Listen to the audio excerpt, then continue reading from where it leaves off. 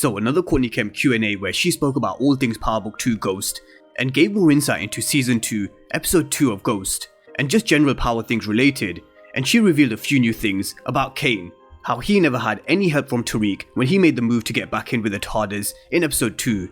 She also revealed that Mecca and Lorenzo are not related. She spoke about Ghost Never Die and the meaning behind it, why Monet is so hard on Diana, and are we gonna meet Ghost Brother this season, which you guys know I did a video about yesterday. She also spoke a little about Tariq and Tommy and how their story is open for them to return at some point in the future. Again, something which I've been constantly saying over the past year or so, that Tariq will need Uncle Tommy's help at some point, and I'm sure they will meet again. But we're going to go through all of the main key talking points, keeping it Power Book 2 Ghost related, and what it generally means for Season 2, and a bit of Power Book 4 Force as well. But of course, if you're new to the channel and you haven't done so already, then remember to smash the subscribe button if you want to see everything Power Book 2 Ghost and Power Universe related. But let's start with episode 2, which was Selfless Acts, because every single episode has a theme, and this was about, is any selfless acts really selfless? For example, if we're doing something for someone else, even if it is for someone we love, is the act really selfless? Basically just how Rashad Tate explained, you do something for me, I'll do something for you. And with Tariq, they're trying to show, is he a selfish kid, or is he able to help and service others? So he goes back and forth, and we're going to see this with Yaz. He's going to have this obsession over this season where he feels like he needs to protect Yaz, and it comes from his love for his mother Tasha. He feels like he needs to protect the females in his life. But will Tariq ever come to the realization that he's responsible for Yaz going into foster care in the first place? And of course Tariq has to take a fair share of the blame, because he killed his father Ghost and he sent his mom to witness protection. And this is where Ghost Never Die kind of comes in. He killed his father Ghost because he never left Tariq's consciousness. It means he's still kind of there. He's still present and he's still talking to him, and Tariq is somewhat connected to grief. Michael Rainey Jr. did an interview recently where he teased we're gonna find out what Ghost Never Die really means this season, and it will come to light later on this season. And I do wonder whether we're gonna see a ghost hallucination scene, but only time will tell. But everything that Tariq does, especially killing Ghost and sending Tasha to WITSEC, is because he wants to protect his mom and family. He doesn't want to do it, but he feels like he has no choice, and I do think one day Yaz will question him, what happened to Ghost, and why did you send Tasha away to WITSEC? And it's gonna come full circle on Tariq, unless he does of course have this third option, where he doesn't end up dead or in jail, and Courtney Kemp did say that she had a vision for this, but of course she's not the showrunner anymore, so she doesn't know if it's gonna play out this way.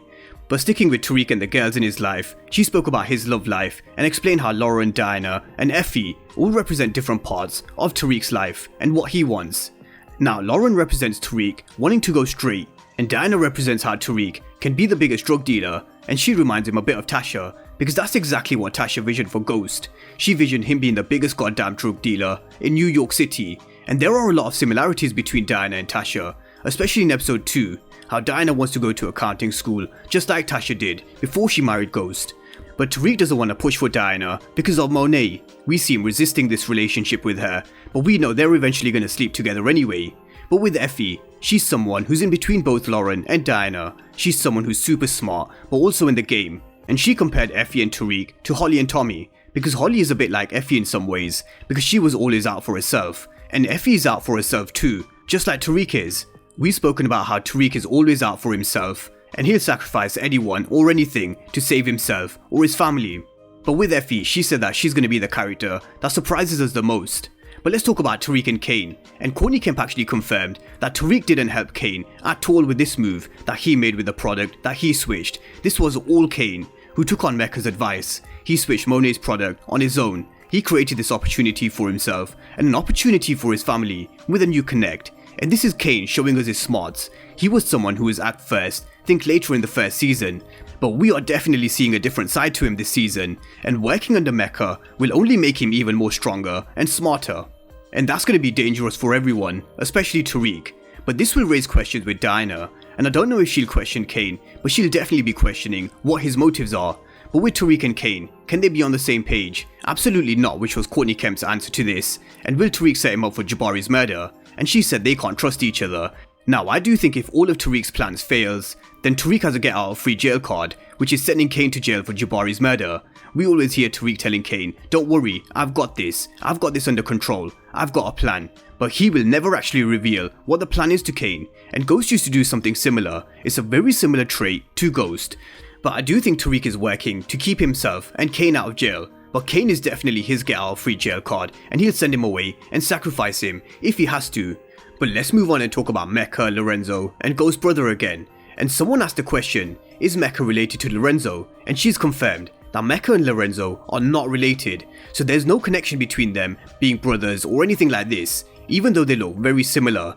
But we are going to find out what the connection is, and we're going to have to watch a few more episodes for this to be revealed. And I was thinking about the storyline between Mecca and Lorenzo, and what could the connection be between them. Now we know they both used to roll with Big Wop back in the day, who of course took a bullet for Lorenzo. Now we know that Mecca is head over heels for Monet, and maybe he thought to get to Monet, he had to get rid of Lorenzo. So could Mecca have even been the one to kill Big Wop, aiming for Lorenzo? Could we see Lorenzo teaming up with a GTG later on in the season when he's released from prison because of his loyalty to Big Wop and try to take down Mecca? Because Lorenzo vs Mecca is something I do think we'll see, especially when Mecca starts to manipulate and starts to take control over the TARDIS. But let's talk about what she said about Ghost's brother. Are we gonna meet Ghost's brother this season, she was asked, and she said she's not gonna answer this question. And she didn't say no, Ghost doesn't have a brother. Ghost definitely has a brother in my opinion. She hinted at this before, which ties in with my video that I uploaded yesterday for those who've seen it. So the question I have for you guys is, what do we even know about Ghost's family? Not a lot. And it's been revealed that Tommy has more family in Chicago that we'll be introduced to in Force, so I definitely think we could be introduced to more of Ghost's family in Power Book 2 Ghost. It may not necessarily be a St. Patrick, but it could be a stepbrother for example, from his mom who left Ghost at a very young age, someone who Ghost may not even know about, or knew very little about. So we're just gonna have to wait and see how this one unfolds. But let's move on and talk about Monet and Diana's relationship next. And the question was, why is Monet so hard on Diana? And it's because Monet has made a lot of mistakes in her life, which will be revealed this season. One of them is her past with Mecca, which is just being revealed to us. But she's hard on Diana because she's ultimately trying to protect her. Monet wants Diana to stay a virgin and pretty much do what she says and play her position. We've seen Lorenzo telling Monet in season 1 that she's way too attached to Diana, and this is what forces Diana to go to Effie, because as she's getting older, she wants more independence. She's not going to get this guidance from Monet. If she asks her, she'll shut her down, just like she did in episode 2. We keep hearing Monet telling Diana, you're not ready. But Diana is ready, and Monet is underestimating what she's capable of, which is what I'm going to go through in a bit more detail in tomorrow's video. But let's talk about Power Book 4 Force and Tommy. And she did confirm the way they left Tariq and Tommy's storyline, there is an openness about it, and Tommy definitely hasn't let go about what Tasha has done, but there is an openness there, but she doesn't know what will come back in the future because it depends on the writer of Power Book 4 Force as well. But this is something I've been talking about for a year or so now. I believe at some point they will meet again, because this story is definitely unfinished between Tariq, Tommy and Tasha. We've all heard Tariq telling Tommy the next time they see each other, hopefully he's worthy of his father's name Ghost. And even though Tommy said he'll never see him again, I think they will meet again at some point. I think Tariq will need Uncle Tommy's help.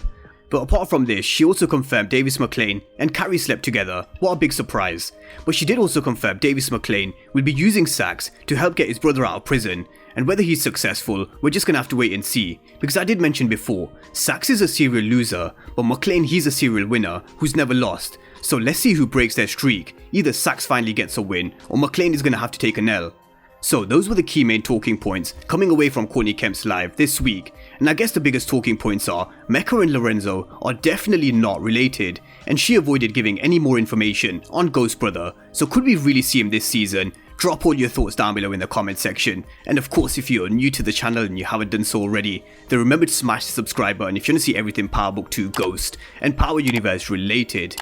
But as always, thank you guys for watching, and I'll see you next time.